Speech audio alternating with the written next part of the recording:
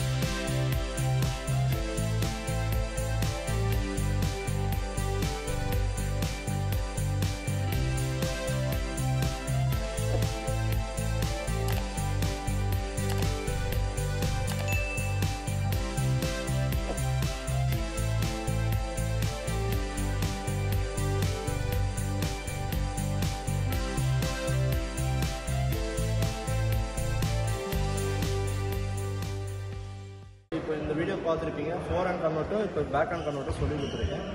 So இப்போ இன்னொரு update வந்து சீக்கிரமாக வரும். ஸோ என் சேனலில் மறக்காமல் சப்ஸ்கிரைப் பண்ணுங்கள், ஷேர் பண்ணுங்கள், லைக் பண்ணுங்கள். முடிஞ்ச அளவுக்கு எல்லாருக்கும் ஷேர் பண்ணிடுங்க. தேங்க்யூ ஃபார் வாட்சிங்.